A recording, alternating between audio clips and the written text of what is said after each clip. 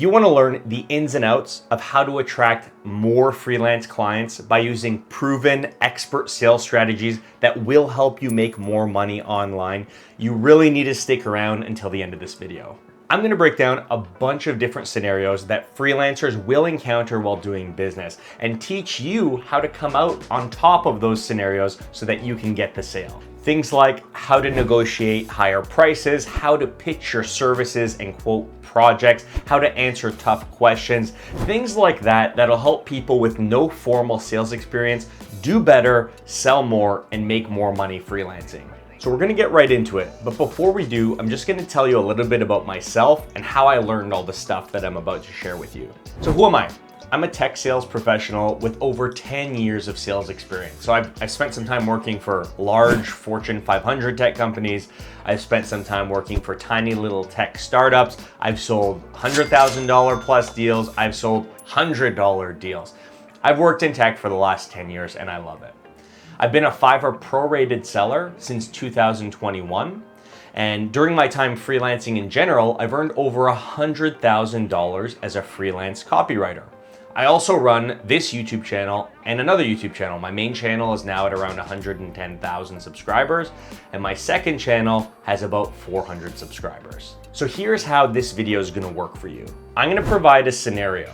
Then I'm gonna role play how your potential customer might respond to you in that scenario.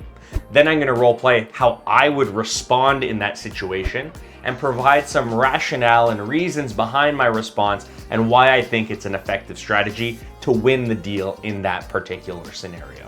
So the first scenario we're gonna talk about is one where a client asks you a very generic question: how can you help my business? So believe it or not, this is a very common opener that a lot of potential clients will reach out to a freelancer with, especially if you're selling your services on a site like Fiverr, where your services are readily available and anyone can message you about those services. A lot of the time, the first message you'll get is, how can you help my business? It's super generic. But how you respond here is also really, really important because the buyer might be trying to do one of two things. Either they're an experienced client and they're trying to get you to showcase how you can offer value to their business with your response, or they're inexperienced, have never done this before, and are genuinely curious because they've never hired someone like you. I usually go with one of two types of responses here.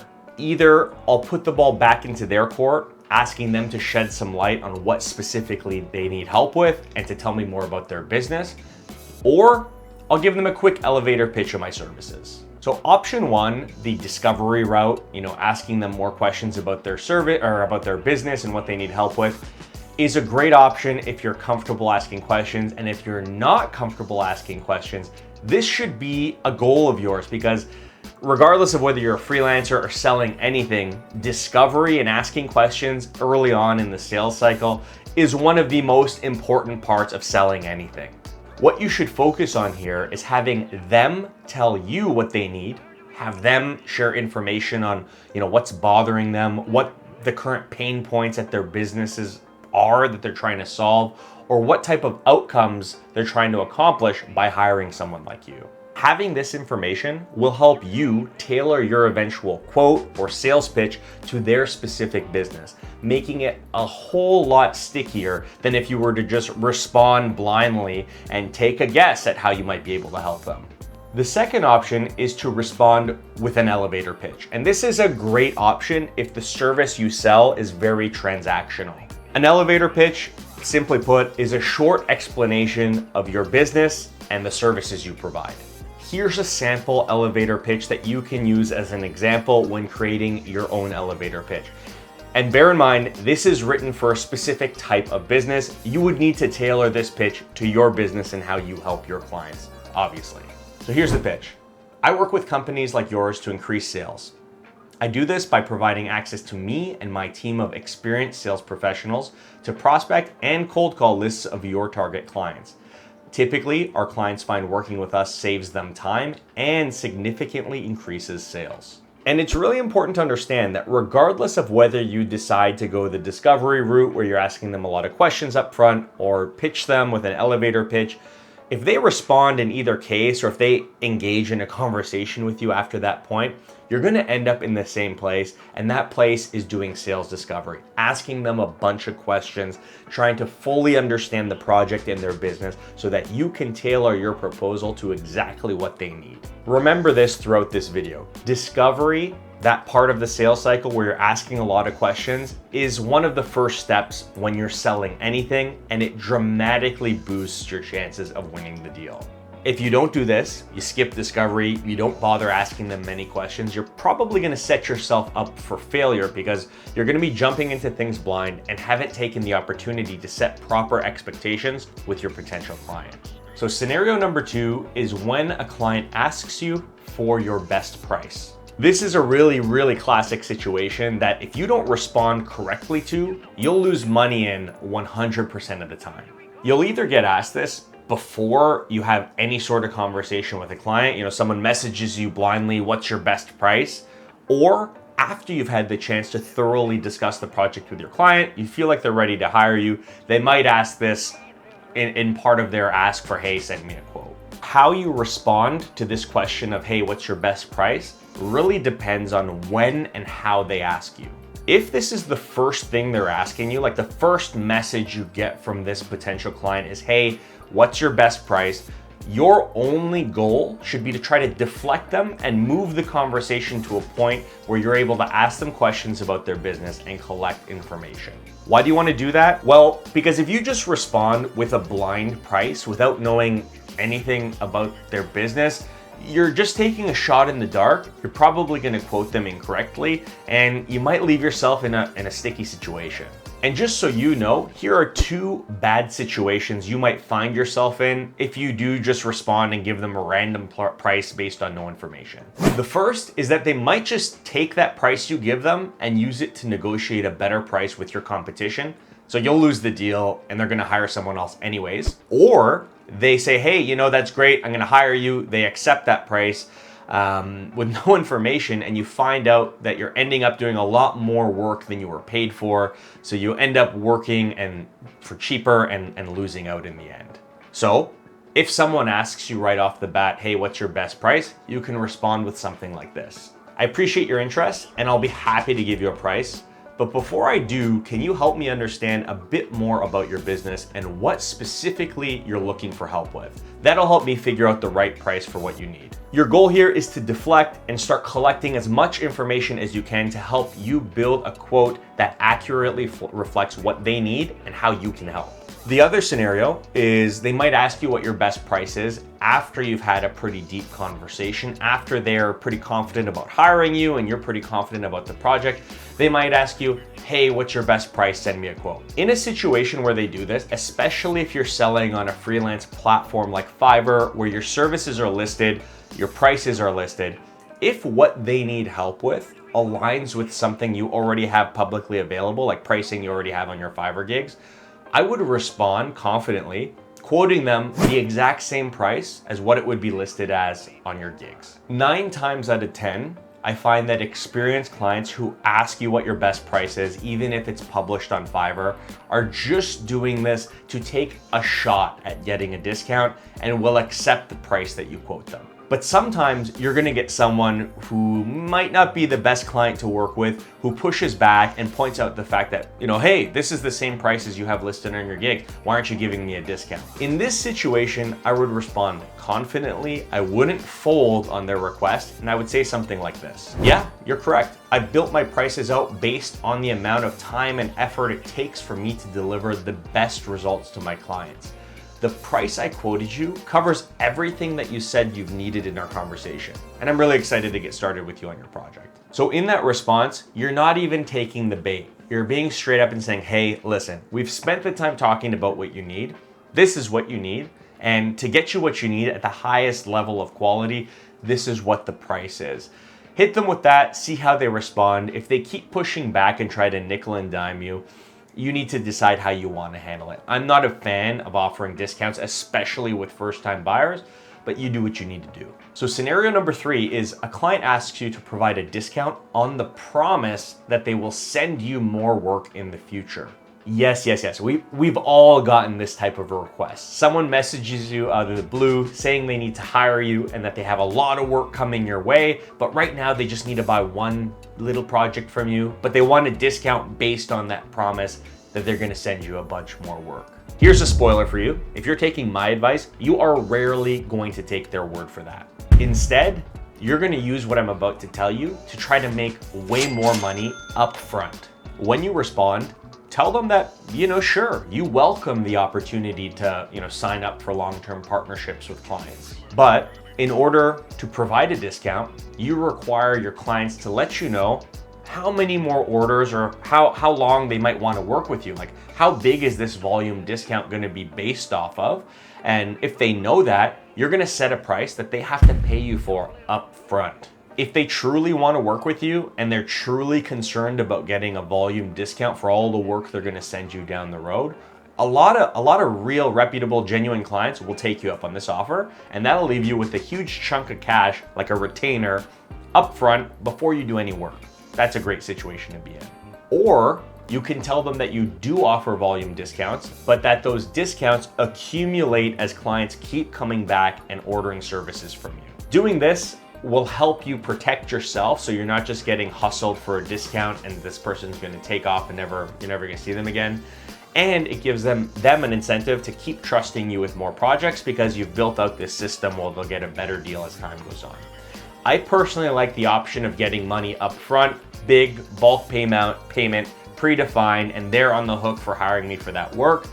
But I do understand that in some situations, for some different types of freelance services, clients might be reluctant to do that. So using this second option where you build a discount over time is a good pick too. So scenario number 4 is a client asks you to beat a competing quote line by line. So this is a little bit of a more complex scenario, but it's one that does happen, and it's one that I think can really help me explain a really core concept that is important in any type of sales. It has to do with value, specifically making sure you're always selling stuff based on value, and providing a quote with the straight up simple goal of just being lower than a quote that's provided to you is the absolute opposite of selling based on value. It's a novice move.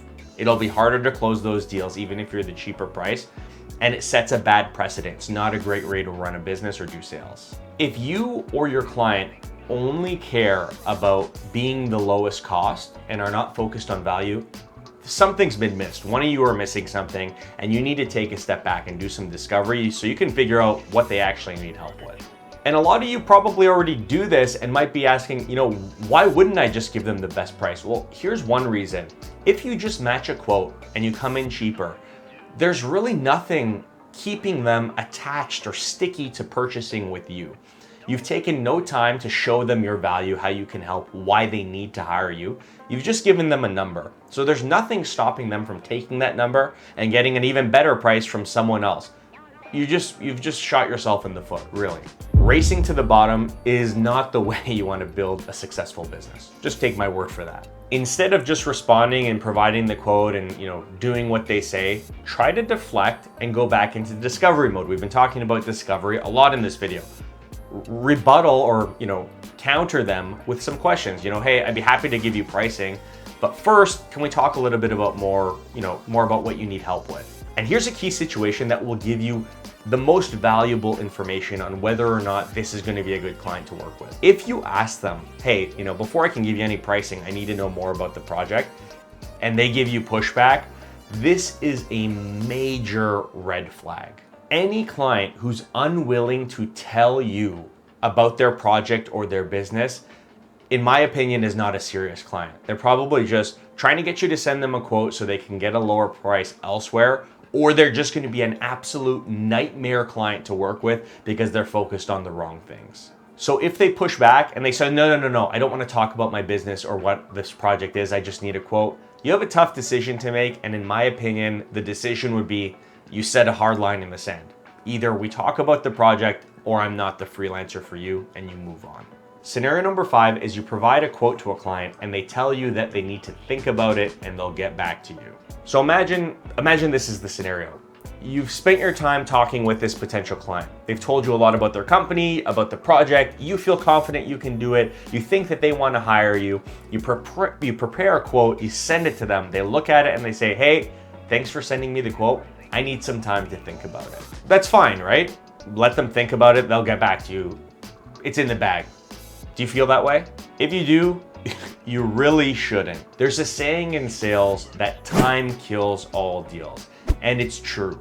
Momentum in sales is super important. You want to keep things moving because unless you're confident that you've gotten them to the point where they truly believe that their business cannot go on without hiring you, which honestly is probably rarely the case, the more you let them go, think about things, and allow time for other priorities to pop up in their world, the lower the chances of them actually hiring you to do that in the first place. So what do you do in this situation? Well, it's a bit nuanced, and I might go into this in greater detail in another video, but a lot of what you're gonna do is gonna be based on the information you've collected during discovery. Do you know that they have a deadline coming up? Is there, a really crucial business factor that if they don't hire you, things will go south, they'll lose money? Or have you talked about how hiring you will definitely help them make more money? Or, do they have a trade show coming up and they absolutely need your help, otherwise it won't be possible to run the show?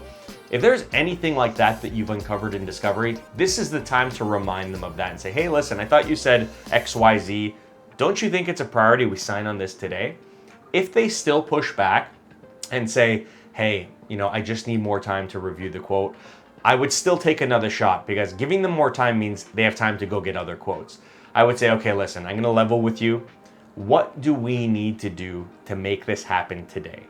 Say that and then close your mouth and don't say anything.